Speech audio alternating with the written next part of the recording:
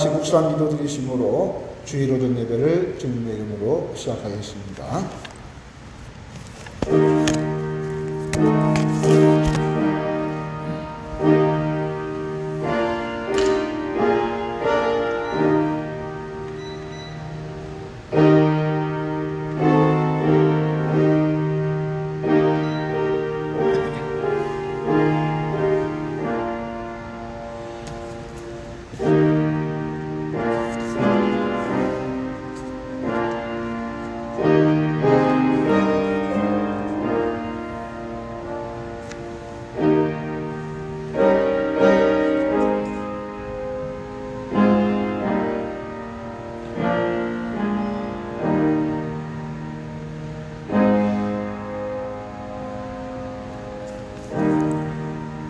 정말로 너희가 주 안에서와 그 힘의 능력으로 강건하여지고 마귀의 괴계를 능히 대적하기 위하여 하나님의 전신갑주를 이루라.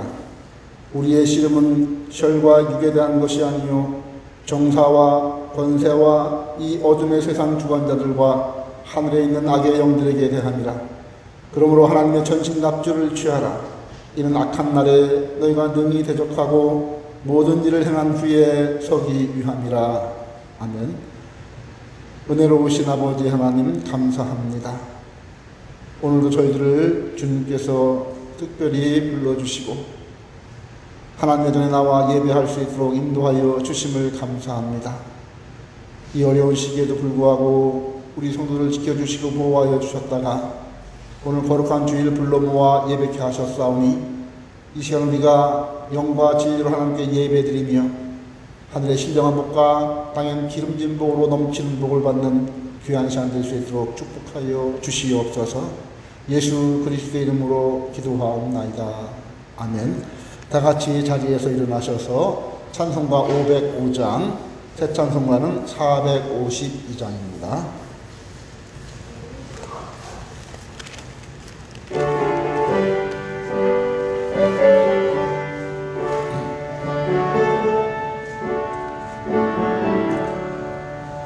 내 모든 소원 기도의 제목 예수를 닮기 원함이라. 예수의 형상 나의 위해 세상의 모험이 잡네. 예수를 닮기 내가 원하네. 날 구속하신 예수님을 내 마음속에 주는 보도사 주님의 형상 지소서. 무한한 사랑 풍성한 능력 슬픈 자 위로 하시는 주. 길 잃은 죄인 부르는 예수 그 형상답게 예수를 닮기 내가 원하네. 날 구속하신 예수님을 내 마음속에 지금 보도사 주님의 형상은 지소서. 겸손하시고 거룩한 예수 원수의 멸시 참으시사 우리를 위해 고난을 받은 구주를 닮게 하옵소서. 예수를 닮기 내가 원하네. 날 구속하신 예수님을 내 마음속에 지금 보도사 주님의 형상인 지소서. 아멘. 교동문 23번, 새 찬송가는 42번, 시편 98편을 기록하겠습니다. 교동문 23번, 시편 98편을 기록하겠습니다. 새 노래로 여호와께 찬송하라. 대저 기이한 일을 행하사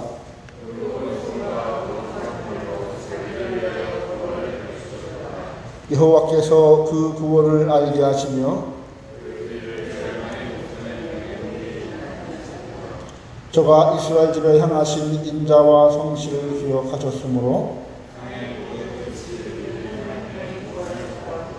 온 땅이여 여호와께 즐거이 소리할지어다. 수금으로 여호와를 찬양하라. 나팔과 호각으로 왕 여호와 앞에 즐거이 소리할지어다.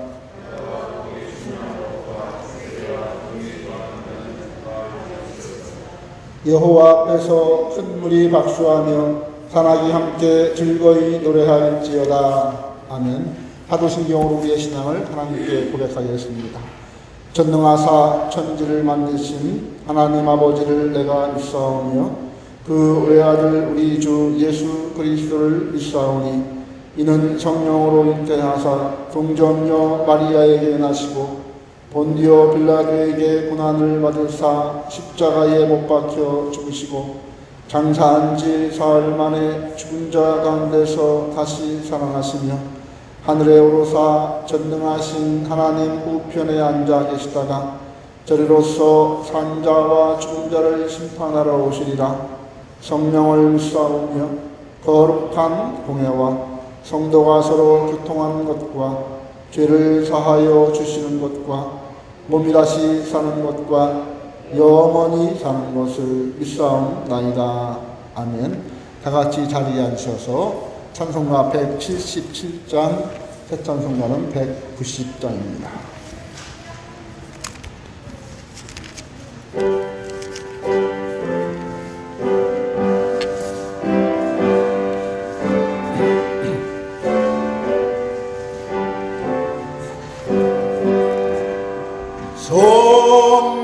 성령이여 강림하사 나를 감화하시고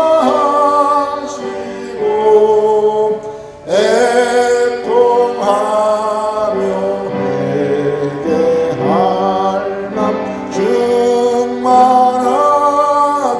하소서. 예수여 이온이 나의 기도 들으사 애통하며 회개할 맘 충만하게 하소서.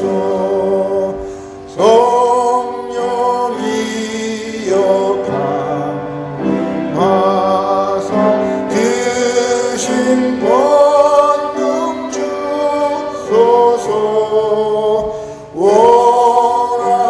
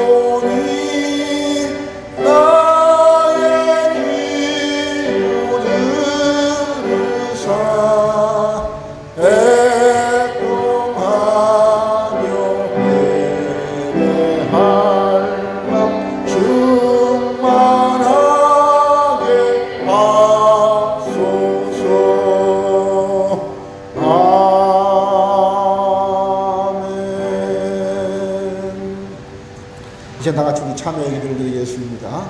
일주일간의 우리의 삶을 돌아보며 하나님께 우리의 죄를 고백하는 시간을 갖습니다. 하나님 이 시간 나의 죄를 생각나게 하시고 입술로 고백하는 시간 되길 바랍니다. 성령께서 역사해 주셔서 우리의 죄를 씻어주시고 우리의 죄를 태워주시옵소서. 십자가의 은혜로 말갛게 죄사함 받는 시간 되길 바랍니다. 하나님 아버지 우리의 죄를 용서하여 주옵소서. 작은 소리로 고백하며 회개하겠습니다. 은혜로우신 아버지, 이 시간을 주 앞에 예배합니다. 먼저 우리의 죄를 주 앞에 고백하는 시간 같습니다. 하나님 이 시간을 정리하시고 우리의 마음속에 아버지 하나님 정말 우리의 죄를 고백하며 하나님 회개하는 시간 되길 바랍니다. 성령님의 역사에 주시옵소서. 이 시간 우리의 죄를 주님 고백합니다. 하나님 나의 주님을 모십니다. 내가 주인이 되어서 내 마음대로 내 욕심대로 내가 원하는 바를 향해서 우리의 삶에서 우리의 삶에서 하나님 어린 시간 십자가에 묻고 기도하고 우리의 죄를 용서해 주시고 하나님 아버지 기울인 죄에서 용서해 주시고 하나님 것이 저쪽 앞도 같은 이해합니다. 이간과 싸움하는 것과 머리에 기운데 지금의 마음을 지음적으로 나누시고 아버지 하나님 시간을 주시옵시고 우리의 마음을 정말 개별해서 하나님 앞에 온전한 예배를 올려드릴 수 있도록 도와주시기 바랍니다. 우리의 마음을 정결하게 깨끗하게 버리시고 아버지 하나님 이 자리에 위대하신 주님을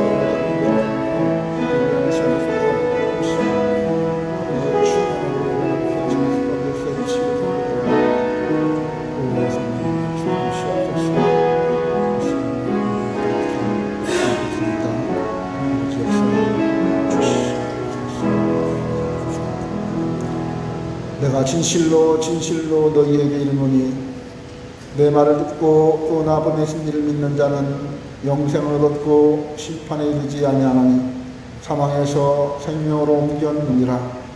그러므로 이제 그리스도 예수 안에 있는 자에게는 결코 정죄함이 없느니라. 아멘. 하나님 아버지 주님의 은혜와 사랑을 감사합니다. 허물과제로 죽었던 우리를 살리시고 우리를 하나님의 자녀로 인쳐주시며 하나님의 자녀로서 이 땅에서 살아가기에 부족함이 없도록 주님께서 인도하시고 보호해 주셨다가 오늘 거룩한 주일을 맞이해서 하나님께 나와 예배할 수 있도록 은총 베풀어 주심을 참으로 감사합니다. 성령님이 주관하여 주셔서 이 시간 우리가 온전히 하나님께 예배하는 귀한 시간 될 수 있도록 축복하여 주시기를 간절히 원합니다. 먼저 우리의 죄를 하나님께 고백했사오니 이 시간 십자가의 검붉은 피로 우리의 모든 죄를 씻어 주시옵소서. 하나님 아버지 우리는 죄인이지만 하나님께서 예수 그리스도를 보시고 우리를 의롭다 하셨사오니 이 시간 의롭다 하신 주님의 이름 앞에서 우리가 무릎 꿇고 하나님께 경배하는 귀한 시간 될 수 있도록 도와주시고 이 시간 하나님께서 우리를 어여삐 여기시고 기쁘시게 여주셔서 하나님 아버지 우리를 주님께서 돌아보아 주시고 우리의 예배를 받아주시고 우리의 큰 복을 내려주시기를 간절히 원합니다. 하나님 아버지 우리 성도들 일주일간 함속을 아버지 하나님의 주님께 돌이키며 회개했사오니 하나님의 저의 삶도 주님께서 인도하시고 돌아보아 주시기를 간절히 원합니다.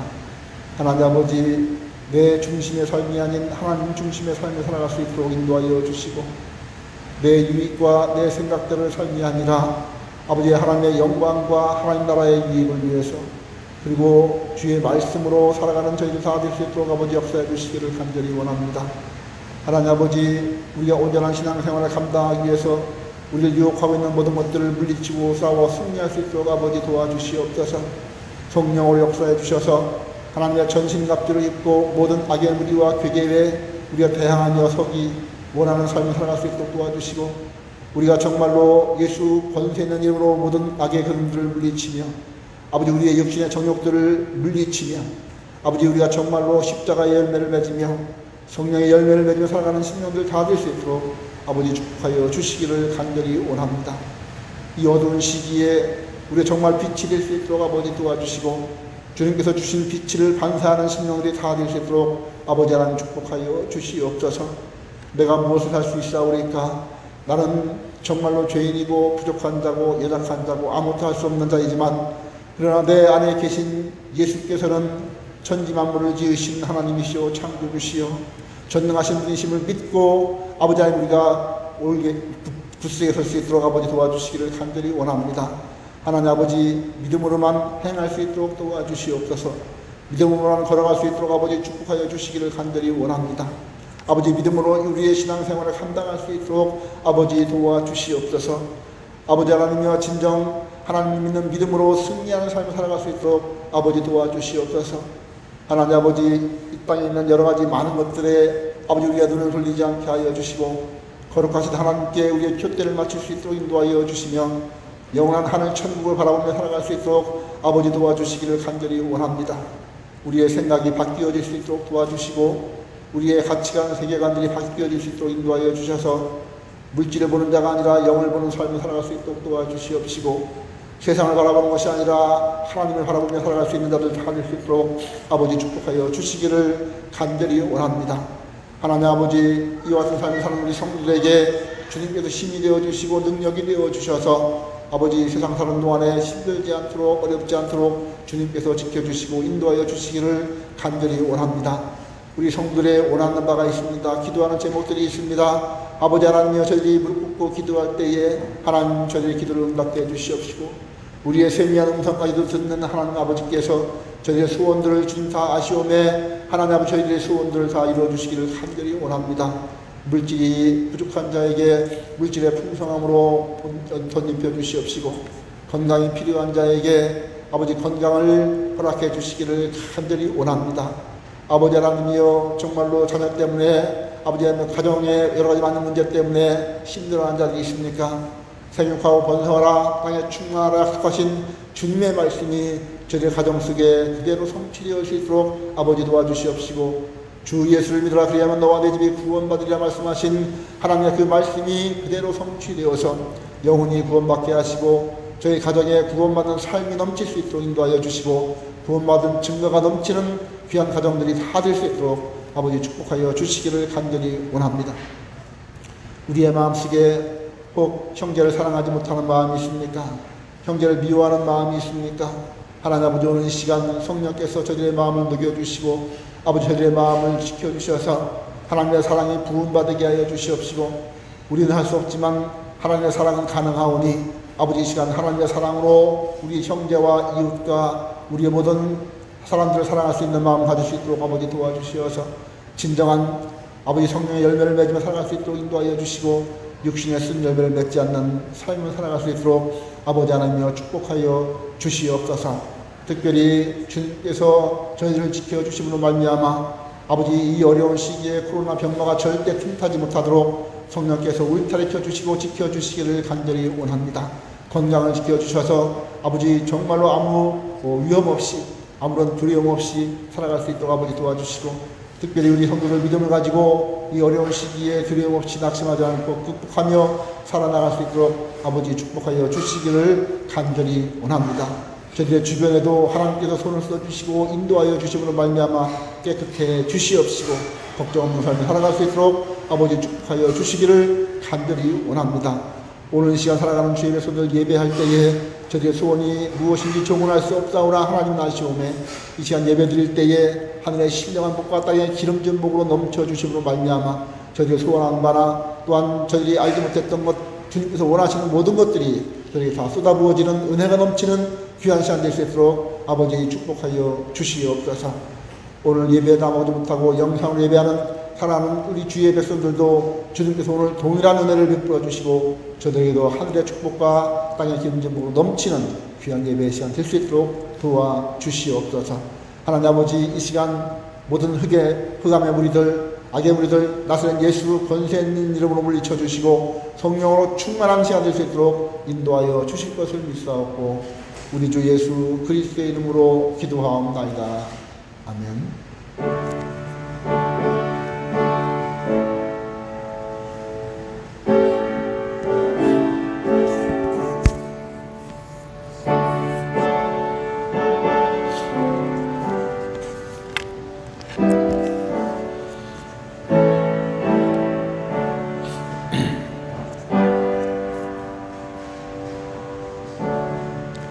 하나님 말씀은 갈라디아서 5장 16절에서 26절 말씀까지 보겠습니다. 하나님 말씀 갈라디아서 5장 16절에서 26절까지 신약성경은 308쪽에 있습니다. 16절부터 26절까지 제가 여러분에게 봉독해 올리겠습니다. 내가 이르노니 너희는 성령을 쫓아 행하라. 그리하면 육체의 욕심을 이루지 아니하리라. 육체의 소욕은 성령을 거스리고 성령의 소욕은 육체를 거스리나니 이 둘이 서로 대적함으로 너희의 원하는 것을 하지 못하게 하려 함이니라. 너희가 만일 성령의 인도하시는 바가 되면 율법 아래 있지 아니하리라. 육체의 일은 현저하니 곧 음행과 더러운 것과 호색과 우상 숭배와 출수와 원수를 맺는 것과 분쟁과 시기와 분냄과 당 짓는 것과 불의함과 이단과 투기와 술 취함과 방탕함과 또 그와 같은 것들이라. 전에 너희에게 경계한 것 같이 경계하노니 이런 일을 하는 자들은 하나님의 나라를 유업으로 받지 못할 것이요 오직 성령의 열매는 사랑과 희락과 화평과 오래 참음과 자비와 양성과 충성과 온유와 절제니 이 같은 것을 금지할 법이 없느니라. 그리스도 예수의 사람들은 육체와 함께 그 정과 욕심을 십자가에 못 박았느니라. 만일 우리가 성령으로 살면 또한 성령으로 행할지니 헛된 영광을 구하여 서로 격동하고 서로 투기하지 말지니라. 아멘. 찬송가 348장 새 찬송가 213장 부르시면서 드린 헌금 감당으로 봉헌하도록 하겠습니다.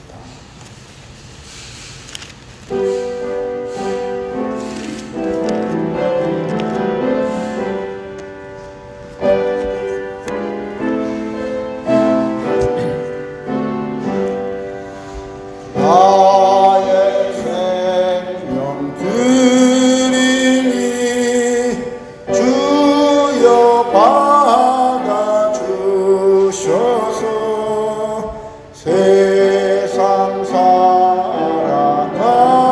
동안 찬송하게 하소서. 손과 발을 들이니 주여 받아주셔서 주의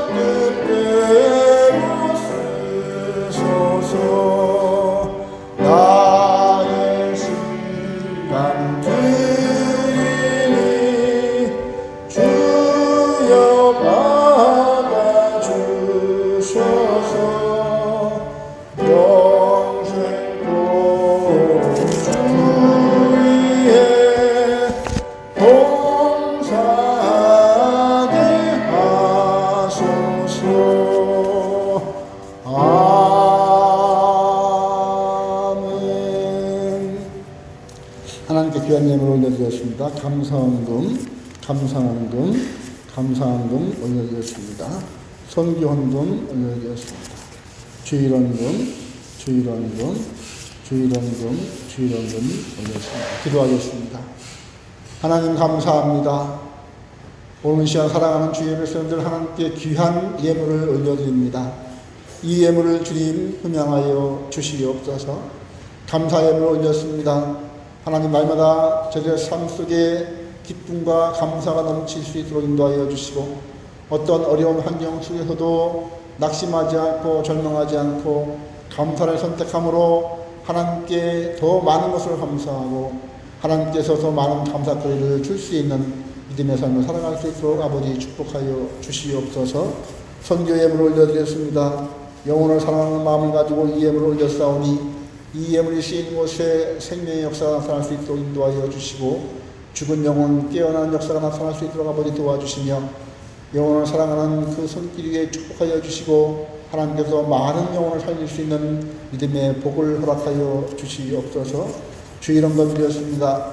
일용할 양식 끊어지지 않게 도와주시고 하나님 날마다 주님과 동행하며 살아갈 수 있도록 도와주셔서 언제 어디서나 항상 주님께 묻고 말씀에 의지하여 살아가는 믿음의 신령들이 될 수 있도록 아버지 축복하여 주시옵소서. 하나님 오늘 이 시간 사랑하는 저희 백성들 주님의 귀한 말씀 앞에 있습니다. 이 시간 성령께서 듣는 길을 열어주시고 마음의 문을 활짝 열어주셔서 이 말씀이 신비음 받을 수 있도록 역사하여 주시옵소서. 예수 그리스도의 이름으로 기도하옵나이다. 아멘. 이제 오늘부터 다시 이제 갈라디아서를 다시 이제 강해를 하도록 하겠습니다. 그동안 이제 가정의 달을 맞이해서 가정에 대한 주제로 말씀을 드렸고, 지난주에는 성령 강림 주일을 맞이해서 성령님의 역사에 대해서 우리가 살펴본 바 있습니다. 이제 다시 갈라디아서 강해를 쭉 연결해서 다시 말씀을 드리도록 하겠습니다. 제가 여러분에게 계속해서 여러 차례 말씀드린 대로 갈라디아서의 주제는 자유입니다. 우리는 그리스도 안에서 완벽한 자유를 얻었습니다. 그러나 사도 바울은 그 자유를 올바르게 사용하지 않는 것은 참으로 위험하다. 하나님 주신 그 자유를 올바르게 사용하는 것이 훨씬 중요하다. 만약 우리가 자유를 올바로 사용하지 못할 때 우리는 두 가지 위험에 직면할 수 있다라고 말씀하고 있습니다. 첫째는 만약 우리가 이 자유를 올바르게 사용하지 못하면 우리는 다시 과거의 그 종의 몽해를 쓸 수밖에 없다라고 이렇게 말씀하고 있습니다.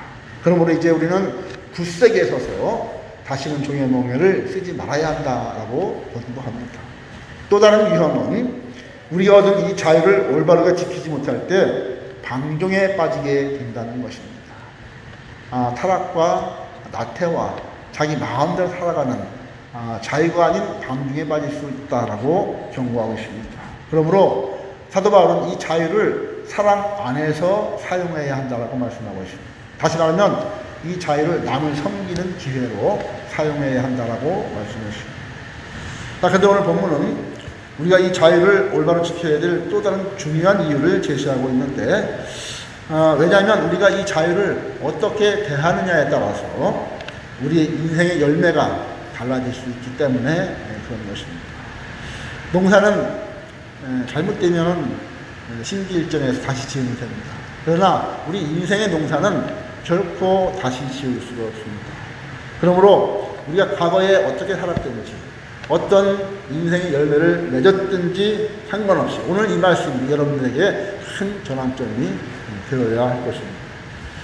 세상에 많은 사람들이 수많은 인생의 농사를 짓고 있지만 성경은 둘 중에 하나의 열매를 맺는다라고 이렇게 말씀하고 있습니다. 첫째는 육체의 열매요, 또 하나는 성령의 열매라고 말씀하고 있습니다. 우리 안에는 죄를 향해서 달려나가고 싶은 욕구가 있습니다. 저는 이것을 어떻게 표현하냐면 우리는 죄의 곁을 지나가면 죄에 흡착하고 죄에 불러붙는 지난철과 같은 그런 속성을 지니고 있다라고 말하고 있습니다. 모든 인생이 다 죄인이기 때문에 죄를 향해 달려가고 싶은 욕구가 다 있는 것이죠. 그러므로 우리가 이 육신을 따라 살면, 다시 말해 이 타락한 성품의 욕구에 따라 살게 되면 반드시 육신의 열매를 맺을 수밖에 없다라고 성경은 말씀하고 있는 것입니다. 그러나 우리가 만약에 그리스도 예수를 구주로 맞이한다면 그 예수 그리스도를 구주로 맞이하는 그 순간에 우리 안에 놀라운 기적이 생기는데 그것이 무엇이냐면 우리의 이 더러운 우리 몸 안에 이 타락한 우리 육신 안에 새로운 성품, 즉 하나님의 성품이 새롭게 창조가 된다는 것입니다. 그래서 성경은 구원받는 것을 다시 태어난다, 거듭난다, 또 두 번 태어난다, 뭐 이렇게 설명하고 있는 것입니다. 그러므로 우리가 성령의 인도를 받아서 하나님의 성품, 주님께서 주신 그 하나님의 성품한 기인의 그 욕구를 따라서 우리가 살아가게 되면 우리는 성령의 열매를 맺을 수 있다라고 성경은 말씀하고 있는 것입니다. 자, 그런데 우리는 종종 이런 의미를 갖게 되죠. 내가 행하고 내가 말한 이 결과로 나온 이 열매가 과연 육신의 열매인가 아니면 성령의 열매인가, 이렇게 좀 종종 의문을 가질 때가 있습니다. 그래서 사도 바울은 우리가 이런 고민을 갖지 않도록 하기 위해서 육체의 열매와 성령의 열매를 오늘 본문에서 분명하게 대조를 짓고 있습니다. 먼저 육체의 열매입니다. 19절을 한번 보십시오. 육체의 일은 현저하니, 다시 말하면 육체의 일은 분명하다라고 말씀하고 있습니다. 저는 이 육체의 일을 네 가지로 분배할 수 있다고 생각을 합니다. 첫 번째 죄악은 성적인 죄입니다. 곧 음행과 더러운 것과 호색이라고 오늘 본문을 말씀하고 있습니다. 그러니까 하나님이 주신 성을 잘못 사용하는 것, 그것이 바로 육체의 대표적인 일이라는 사실을 오늘 성경은 말씀하고 있는 것입니다. 그럼 만일 우리 삶 가운데 이런 죄가 습관적으로 자리 잡고 있다면 우리는 현재 계속해서 육체의 열매를 맺고 있는 것입니다. 두 번째 죄악은 하나님과의 관계에서 짓는 종교적인 죄, 즉 우상 숭배와 술수라고 오늘 본문 말씀하고 있습니다.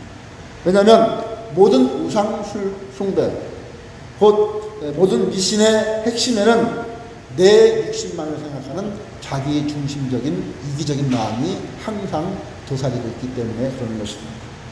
그러면 만일 우리 신앙생활의 중심에 내가 자리 잡고 있다면, 내가 하고 있다면 나는 지금 종교적인 죄를 짓고 있다는 것을 여러분 기억하셔야 됩니다. 세 번째 죄악은 다른 사람과의 관계에서 오는 사회적인 죄악입니다. 사회적인 죄를 짓게 되면 다른 사람과 원수를 맺게 됩니다. 오늘 본문에 보니까 분쟁, 시기, 분냄, 당을 짓고 분리하고 투기하고 질투하는 것들이 우리 마음속에서 생겨나게 되는 것입니다.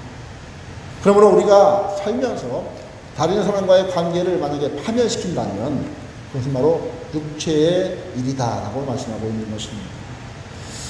하나님과의 관계는 잘 맺고 있습니다. 교회 나와서 열심히 예배드리고 기도하고 봉사하고 잘하고 있는데 가정과 이 사회에서 자녀와 싸우고 또 아내와 싸우고 또 친구들과 관계가 좋지 않습니다.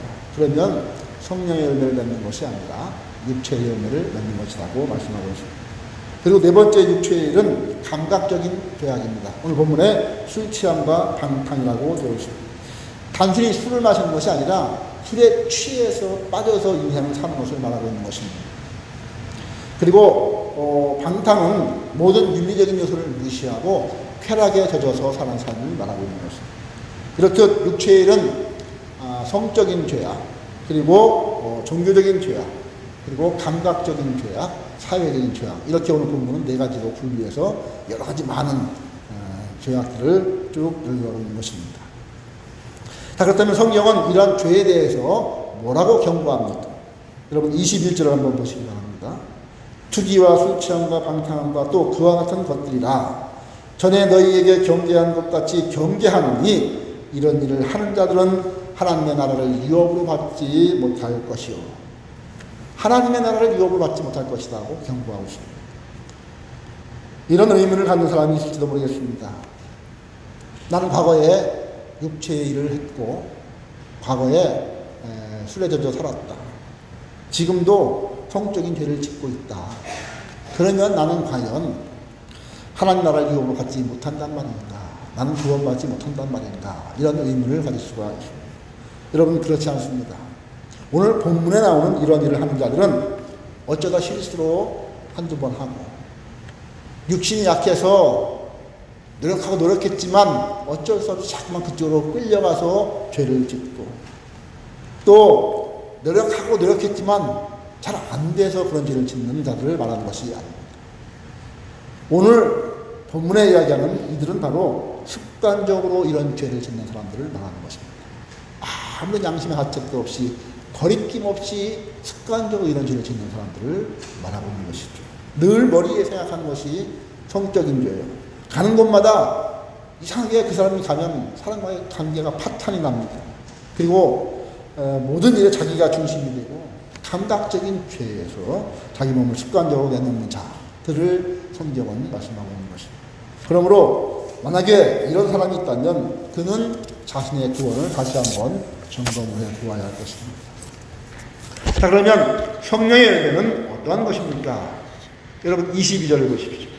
오직 성령의 열매는 사랑과 희락과 화평과 오래 참음과 자비와 양성과 충성과 쭉 나오죠. 저는 이 9가지 열매를 3가지로 분류할 수 있다고 생각합니다. 첫째는 하나님을 향한 열매로 사랑과 희락과 화평입니다.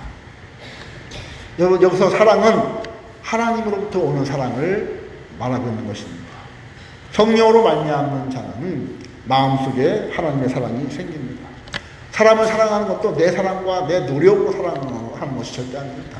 여러분 인간의 사랑이 얼마나 정말로 보잘것없습니까? 인간의 사랑으로 사람을 사랑할 수 있습니까? 조금만 배신하면 그 사랑은 없습니다. 하나님의 사랑으로 하는 사랑을 말하는 것입니다.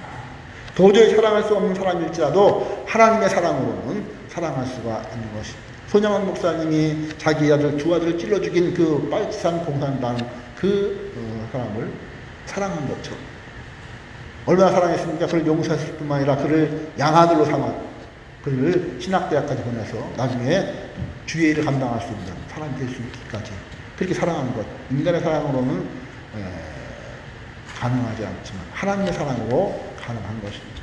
또 기쁨도 마찬가지입니다. 희락. 여기서 말하는 기쁨이란 세상의 기쁨, 환경의 기쁨을 말하는 것이 아닙니다. 이 세상의 폭풍이 아무리 거세다 할지라도 그 환경과 관계없이 그 상황과 관계없이 내가 아무리 힘들고 어렵고 구렁텅이에 빠졌다 할지라도 그것 때문에 낙심하는 것이 아니라 그 환경과 관계없이 하나님 때문에 기뻐하는 것을 말하는 것입니다. 하박국 선지자가 모두 얻고 마찬가지로 나는 여호와를 인하여 기뻐한다고 말하는 것처럼 그렇게 기뻐하는 것을 말하는 것입니다. 느헤미야서 8장에 보면 여호와를 기뻐하는 것이 너희의 힘이라고 말씀하고 있습니다. 이 세상의 풍파는 전혀 관계가 없습니다. 하나님을 기뻐하는 힘이 있기 때문에 그 모든 풍파를 이길 수가 있는 것입니다. 평안도 마찬가지입니다. 하나님께로 온 평안을 말하는 것입니다. 또한 내 몸이 병들고 사업이 흔들리고 누가 나를 험담하고 누가 나를 누명씌우고 그래도 하나님께로 온 평안이 내 마음에 있습니다. 성경은 이런 것들을 성령의 열매라고 말씀하고 있습니다. 이것이 참 굉장히 중요합니다. 많은 사람들이 환경에 의존해서 기뻐하고 평안을 누리고 또 사랑을 말합니다. 나를 사랑하는 사람을 내가 사랑하지 못할 이유가 없습니다. 그러나 나를 미워하는 자를 내가 사랑할 수 있습니까? 그러나 성령의 열매는 그런 환경을 초월한 것이다라고 말씀하고 있습니다. 두 번째 이웃을 향한 열매는 오래 참음과 자비와 양선입니다. 오래 참음은 이웃의 잘못에 대해서 오래 참는 것입니다. 여러분 이웃의 잘못에 대해서 오래 참습니까? 0.1초도 안 걸리죠. 반격하는데. 근데 성경은 오래 참으라고 말씀하고 있습니다.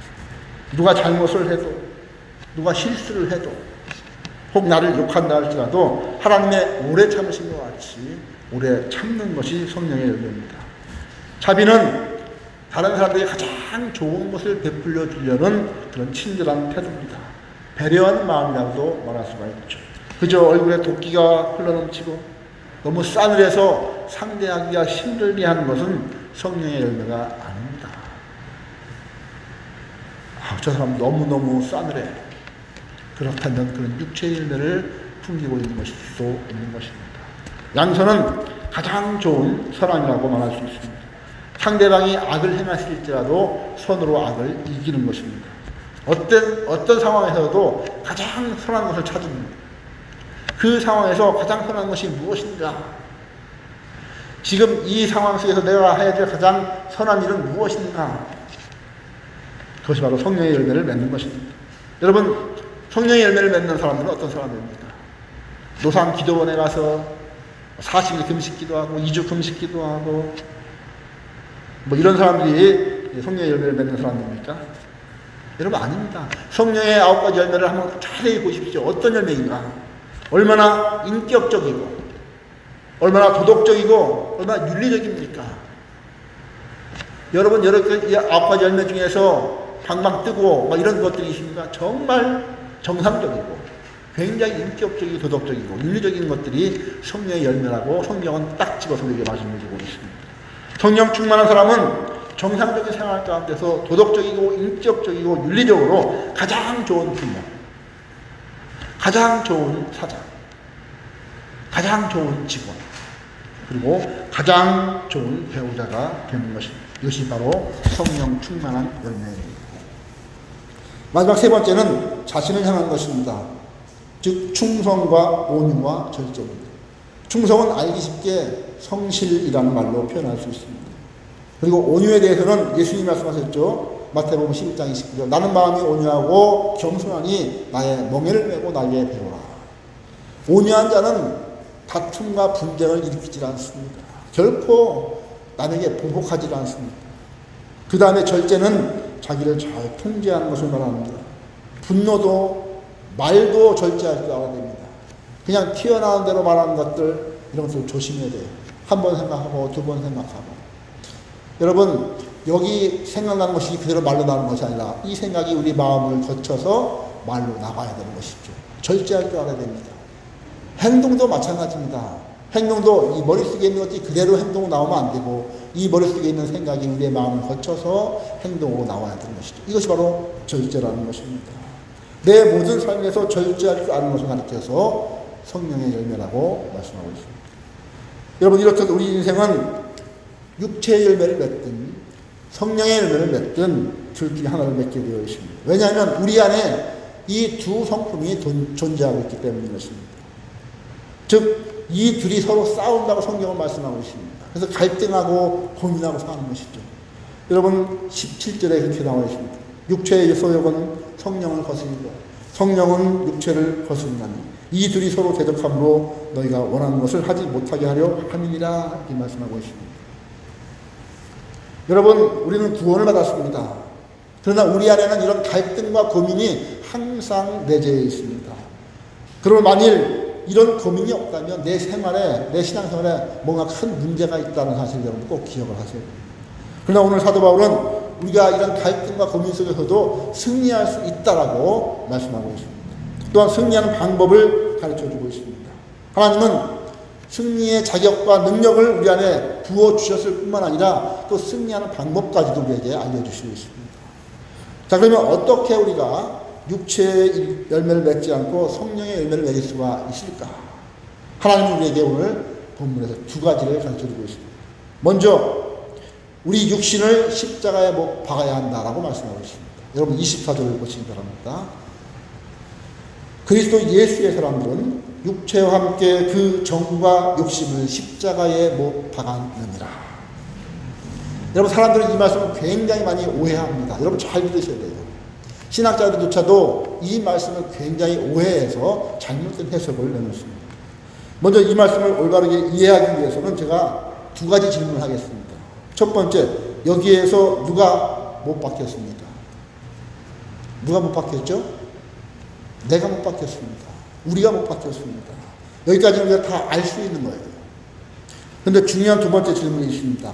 그러면 누가 우리를 십자가에 못 박았습니까? 성령님께서 못 박았습니까? 아닙니다. 예수님께서 우리를 못 박았습니까? 그것도 아닙니다. 그럼 누굽니까? 그것은 바로 우리가 우리를 못 박은 것입니다. 우리가 십자가에 달렸는데 바울은 우리가 스스로 십자가에 못 박았다라고 말씀하고 있습니다. 여러분 24절을 다시 한번 천천히 제가 읽어보겠습니다. 그리스도 예수의 사람들은 육체와 함께 그 정과 욕심을 십자가에 못 박았느니라. 여러분 못 박혔느니라가 아니라 못 박았느니라고 말씀하고 있습니다. 그리스도 예수의 사람들은 자신이 스스로 십자가에 못 박은 것입니다. 여러분 이 말씀을 갈라디아서 2장 20절과 여러분 혼동하지 마시기 바랍니다. 내가 그리스도와 함께 십자가에 못 박혔나니 그런즉 이제는 내가 사는 것이 아니오라고 너무나 유명한 말씀이 있잖아요.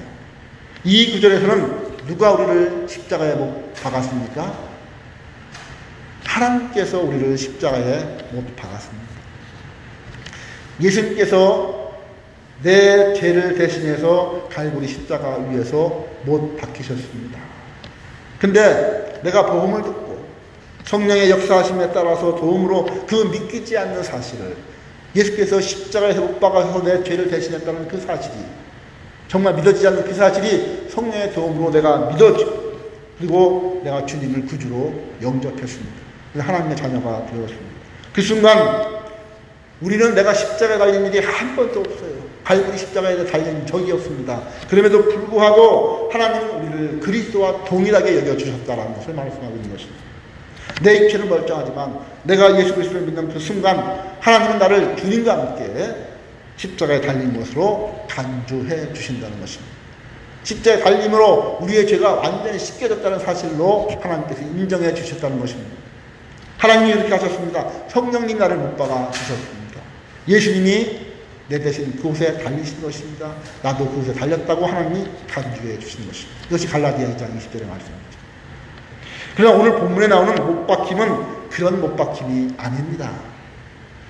근본적이고 원론적인 죄에 대한 못 박힘이 아니었습니다. 오늘 본문에 나오는 이 못 박힘은 사도 바울이 문자적으로 우리가 육체를 못 박았다고 결코 말하지 않습니다.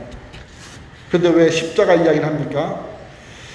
여러분, 우리 육체가 십자가에 못 박히지는 않았지만 오늘 바울은 이 십자가 못 박힘을 비유로 해서 우리에게 말씀을 하고 있는 것입니다. 오늘 이 말씀을 들을 때 예수님이 지신 십자가는 여러분 잊어버리시기 바랍니다. 골고다의 십자가는 여러분 잊어버리세요. 그 십자가가 아닙니다. 우리는 십자가만 나오면 그 예수님의 십자가만 생각하는데 지금 그것을 잊어버려야 됩니다. 오늘 본문에 나오는 십자가는 예수님의 십자가가 아닌 일반적인 십자가를 의미하는 것입니다. 너희가 나를 따라오려거든 자기를 부인하고 자기 십자가를 지고 나를 따르라고 말할 때 그 십자가를 말씀하고 있는 것입니다. 자, 그렇다면 이 말은 도대체 무슨 뜻입니까? 저는 여기에서 세 가지를 설명할 수 있다고 생각합니다. 십자가의 비유에서 우리는 그 원리를 알 수가 있습니다. 첫 번째, 우리는 우리 육신의 정욕에 대해서 결코 동정하지 말아야 한다는 것을 오늘 본문에서 말씀하고 있는 것입니다. 즉 타락한 성품, 죄를 짓고 싶은 우리의 성품에 대해서 동정의 눈길조차 보내지 말아야 한다고 말씀하고 있는 것입니다. 사도 바울은 오늘 그것을 말하고 있는 것입니다. 여러분, 오늘날 사형 방법에는 교수형, 또 총살형, 가스형, 또 약을 먹여 죽이는 형도 여러 가지 유형이 있습니다. 그런데 로마 시대에는 십자가 위에서 죽이는 그런 사형 방법이 있는데 이것이 가장 잔인한 방법이었습니다. 그래서 로마인들에게는 결코 이 십자가형을 하지 않습니다. 가장 극악 무도한 죄인만이 이 십자가형벌에 당하게 되는 것입니다. 누가 십자가에 죽습니까? 정말 천인 공노할 죄를 지은 사람들. 그런데 사도 바울은 오늘 우리의 정과 우리의 욕심을 이 십자가에 못 박으라고 지금 이야기를 하고 있는 것입니다. 그러니까 우리의 육신의 정욕이 가장 극악 무도한 것이라고 말하는 거예요. 가장 천인 공노하고 가장 흉악한 죄가 바로 우리 육신의 정욕이라고 지금 비유로 이야기를 하고 있는 것입니다. 우리는 이것을 깨달아야 됩니다. 오늘 본문에 말씀하신 육체의 열매인 아까 제가 얘기했죠. 성적인 죄, 감각적인 죄, 종교적인 죄, 사회적인 죄, 이 죄가 아주 극악 무도한 것이라고 말하고 있는 것입니다. 마땅히 그런 것들은 십자가 처형을 받아야 될 죄라는 것입니다. 자, 그러면 이것이 무슨 말씀입니까? 여러분, 이 세상에 아름다운 불륜이라는 것은 없다는 것입니다. 우리는 드라마를 보면서 참 아름다운 불륜에 대한 환상이 있어요.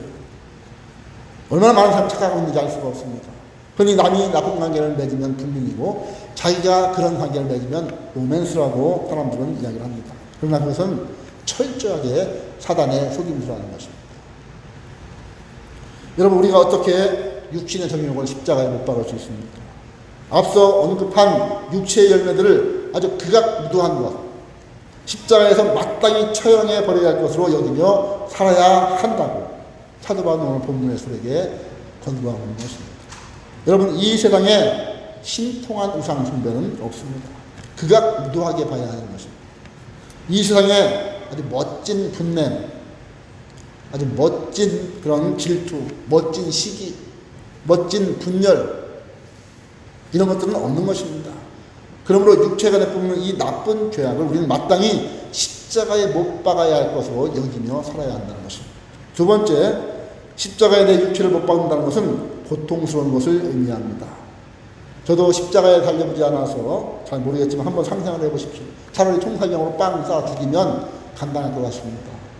여러분, 양손과 양팔을 못에 박혀가지고 그 십자가 위에서 몇 시간씩 이렇게 매달려 있다고 한번 생각을 해보십시오. 얼마나 팔이 아프겠습니까? 제가 예전에 한번 이 십자가의 고통에 대해서 고난주간에 한번 설교한 적이 있습니다. 간단히 말하면 십자가에 못이 박혔습니다. 발에 못이 박혔습니다. 그러면 그 못 박힌 팔과 발에 의지해서 버티고 있어야 됩니다. 차라리 십자가 좀 누워있으면 편하겠는데 똑바로 서 있습니다. 몸이 앞으로 쏠리죠. 밑으로 내려갑니다. 그럼 횡격막이 들려가지고 숨이 안 쉬어져요. 그럼 숨을 쉬기 위해서 어떻게 됩니까? 몸을 들어야 되는데 들 때에 이 손에 발에 정말로 그 고통은 말할 수 없는 것이죠. 또 숨이 막히면 또 숨을 쉬고 싶습니다. 이거를 하루 종일 반복을 해야 되는 것이죠. 또 햇볕은 얼마나 뜨겁게 될지입니까? 그 유대의 그 햇볕은 상상을 초월합니다. 골고다 그 바위산에 예수님도 갈증을 느끼셨죠. 그 고통을 겪고 있는 얼마나 심한지 알 수는 없습니다. 아마 이 세상에서 가장 극심한 고통인 것입니다. 자, 그렇다면 이 말씀은 무엇을 의미할까요? 우리 육신을 십자가에 못 박는 일은 그렇게 고통스럽다는 것입니다. 그래서 신앙생활이 때때로 쉽지 않게 느껴질 때가 있는 것입니다. 여러분 중에 혹시 신앙생활이 쉽게 느껴지는 분이 계십니까? 교회에서는 거룩하고 사회에서는 세상 사람들과 똑같이 사니까 쉽게 느껴지는 것입니다. 그러나 십자가에 자기 정욕을 한번 못 박아 보며 살아보십시오. 그것은 고통 그 자체일 것입니다. 때로는 오해를 당할 수 있습니다. 때로는 내가 참아야 됩니다. 때로는 내 가슴이 무너져야 할 때도 있습니다. 때로는 속이 썩어 문드러져야 돼요. 또 참을 수 없는 고통이 있다는 겁니다. 이것이 바로 신앙생활이라는 것입니다. 그래서 십자가에 나를 못 박는다는 것은 굉장히 고통스럽다는 것을 기억해야 할 것입니다.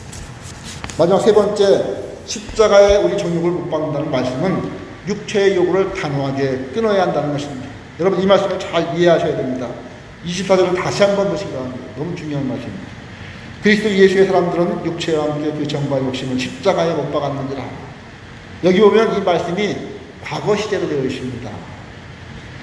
못 박았느니라. 이게 여러분 말이 됩니까? 우리에게 지금 못 박으라고 명령하면서 어떻게 이미 못 박았다고 설명합니다. 그러나 바로 이 모순적인 말에 비밀이 있습니다. 여러분, 십자가에 달린 죄에서는 금방 죽지를 않습니다. 예수님도 6시간 걸렸고 어떤 사람들은 이틀이 걸린다고 합니다. 정말 오랜 동안 고통당하면서 죽습니다. 그러니까 이 말씀이 하는 의미는 우리가 금식기도 한 3일 했다고, 부흥에 한번 참석했다고 해서 육신의 정욕이 다 죽지는 않는다는 것입니다. 금식기도 일주일 했다고 그게 다 죽어버리면 얼마나 좋겠습니까? 그러나 그렇지는 않는다는 것입니다. 시간이 걸립니다. 어쩌면 평생이 걸릴 수도 있는 것입니다. 그러나 한 가지 중요한 사실은 십자가에 달려 금방 죽지는 않지만 언젠가는 반드시 죽게 되어 있다는 것입니다. 그러니까 너희 육체를 십자가에 못 박으라 라는 이 말씀은 너희 육신의 욕구가 지금은 살아있지만 이미 너는 죽은 것입니다. 죽은 것을 여기며 살아야 하는 것이다 라고 말씀하는 것입니다. 여러분, 우리가 육체의 요구에 따라 살면 쾌락이 있을 수가 있습니다. 전혀 고통을 느끼지 않을지도 모릅니다. 그러나 결과는 뻔합니다. 육체의 일을 행하면 반드시 죽게 되어 있다는 것입니다. 여러분, 어떻게 우리가 성령의 열매를 맺을 것입니다. 사도 바울은 말합니다. 우리의 정과 육을 십자가에 못 박아야 한다. 조금도 동정할 필요가 없습니다. 고통스러울지라도 단호하게 육체의 욕을 끊어야 한다고 말씀하고 있습니다. 육체를 따라 사는 것은 십자가에 못 박아야 할 죄를 짓는 것, 그리고 옛사람을, 우리가 죽었던 옛사람을 다시 살리려는 짓과 똑같다는 것입니다.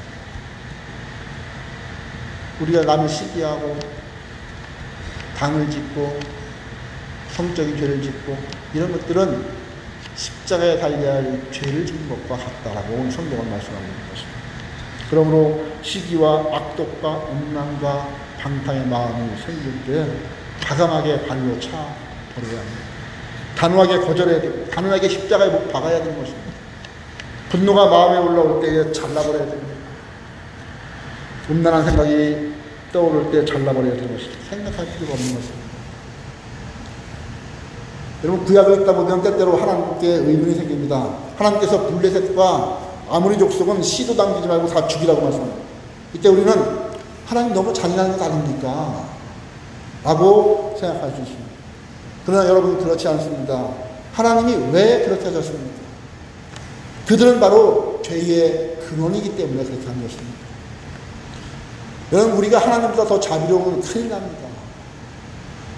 우리가 하나님보다 더 사랑이 많으면 정말 큰일 납니다. 그럴 수도 없지만 그렇게 생각하는 것 자체가 잘못된 것입니다.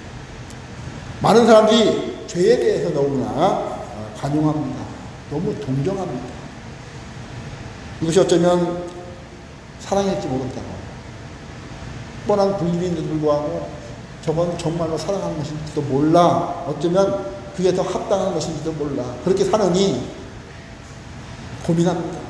그러나 그렇지 않습니다. 우리 가운데 육체의 일은 현저합니다. 그러므로 우리가 성령의 열매를 맺기 위해서 이런 현저한 죄악을 고민하지 말아야 한다는 것입니다. 우리의 생각에서, 우리의 가슴에서, 우리의 삶에서 단호하게 잘라버려야 하는 것입니다. 여러분, 우리가 어떻게 육체의 열매를 맺지 않고 성령의 열매를 맺을 수 있습니까? 첫째는 우리의 육신을 십자가에 못 박아야 한다고 말씀하고 있습니다. 그리고 두 번째는 성령을 따라 살아야 된다고 말씀하고 있습니다. 오늘 본문 16, 18, 25절에 이것을 두 가지로 이야기합니다. 18절에서는 성령의 인도하시는 바대로 살라라고 말씀하고 있고 16절, 25절에서는 성령을 따라 살라고 말씀하십니다. 이 말씀은 비슷한 것 같지만 그 의미가 전혀 다릅니다. 성령의 인도하시는 바대로 살라라는 말씀은 수동태로 표현되어 있고 성령을 따라 살라는 말씀은 능동태로 표현되고 있습니다. 여기에 큰 차이가 있습니다. 여러분, 인도는 누가 합니까? 인도는 성령님이 하십니다. 따르기는 누가 합니까? 우리가 따라야 한다는 것입니다. 그러니까 성령을 따라 살아야 한다는 이 말씀은 성령님께 모든 것을 맡기고 나는 아무것도 안 해도 된다라는 말씀이 절대 아니라는 것입니다. 이렇게 오해하는 사람들이 참 우리 성도들 가운데 많이 있습니다. 인도는 성령님이 하시지만 내가 능동적으로 그것을 받아서 따라야 한다는 것입니다. 성령의 소원에 나를 맞추어서 살아야 한다는 것입니다. 현재 시대를 사용했기 때문에 내가 매일, 매순간, 매분, 매초 성령의 인도를 따라야 하는 말씀을 하는 것입니다. 제가 이 인도라는 단어를 연구해보니까 농부가 소를 인도할 때, 바람이 배를 인도할 때, 호위병이 죄수를 인도할 때 여러 가지 사용되어 있습니다. 다시 말하면 우리 모두 성령의 인도를 받을 수 있지만 또한 우리 모두 사단의 인도도 받을 수 있다는 말을 성경은 말씀하고 있습니다. 종이장 한 장 차이입니다. 그러면 우리는 누구의 인도를 받아야 됩니까? 성령의 인도를 받아야 한다고 말씀하고 있는 것입니다. 따라 행한다는 말은 문자적으로 걷자라는 말인데 군인들이 제시훈련할 때 일렬로 딱 서가지고 앞사람 따라서 쭉 걷듯이 그렇게 가는 것을 말하고 있는 것입니다. 내 마음대로 걷는 게 아니에요. 왔다 갔다 하는 게 아니라 줄 맞춰서 앞사람 가는 대로 인도하는 대로 따라가는 것을 말하는 것입니다. 성령께서 우리를 인도하십니다. 다른 말로 말하면 우리 마음 안에 성령의 열매를 맺고 싶은 소원을 주시는 것입니다. 사랑과 희락과 화평과 자비와 양성과 이런 것들을 우리 마음속에 주십니다. 그러면 그 소원을 따라 우리가 살아야 한다는 것입니다. 여러분, 이게 전부입니다. 인도는 누가 합니까? 성령님이 하십니다. 우리 마음에 소원을 주십니다. 내가 하는 것이 아닙니다. 내가 어떻게 성령의 열매를 맺을 수가 있습니까? 간단합니다. 성령의 인도하심이야. 성령의 생명에 맞춰 살려고 내가 적극적으로 노력할 때 풍성한 성령의 열매를 맺을 수 있습니다. 여러분, 우리 인생의 인사를 어떻게 성공적으로 맞출 수 있겠습니까? 어떻게 성령의 열매를 주라. 이런 내용을 할 수 있겠습니다. 저는 이 말씀을 준비하면서 이런 상상을 해봤습니다. 주님의 심판자 앞에, 백보자 심판자 앞에 우리 모두가 이제 마지막 정말 때 주님 앞에 딱 서게 될 텐데, 그리고 우리 모두가 성령의 열매를 들고 올 텐데, 어떤 사람은 그냥 지게에다 잔뜩 성령의 열매를 내고 주님하고, 어떤 사람은 그냥 몇개 들고 옳지 않은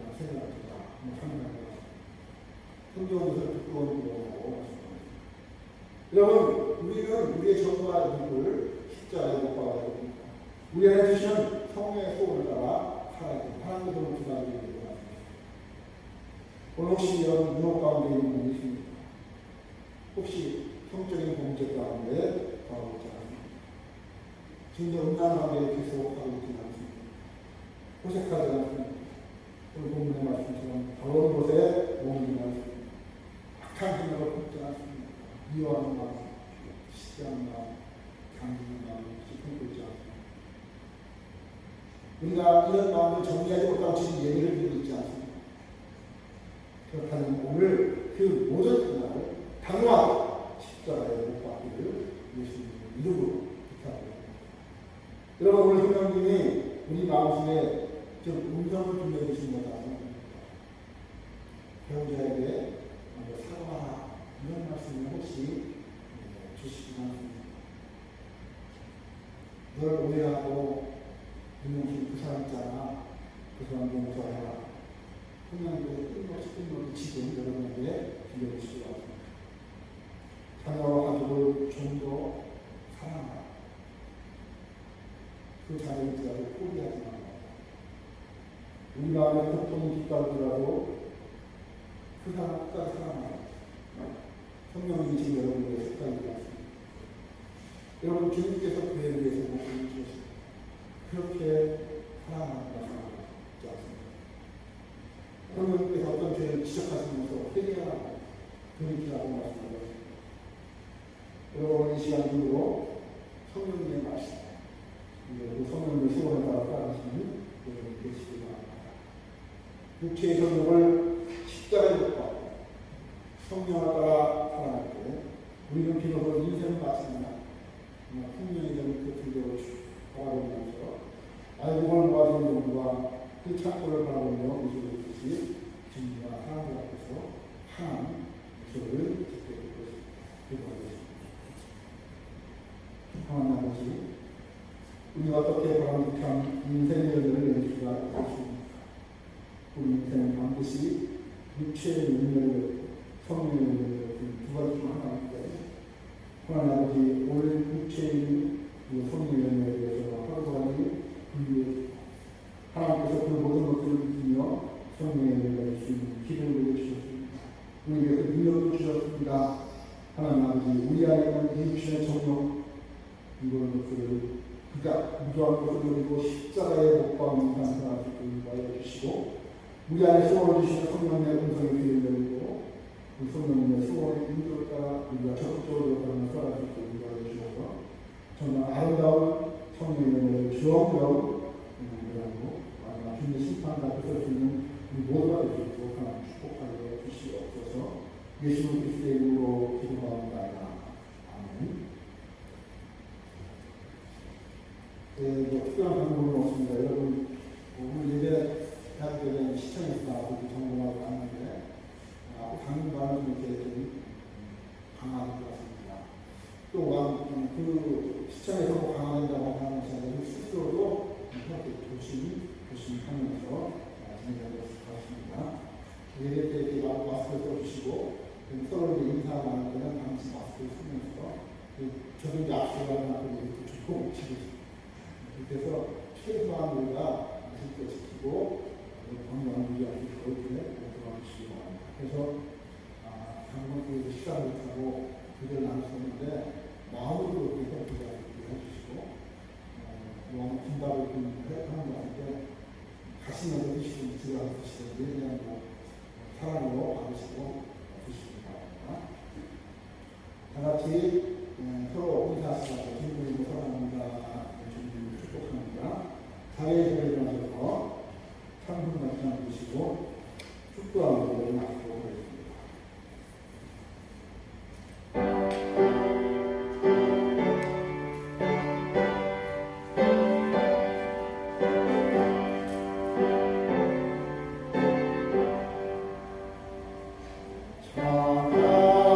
찬양성부 성자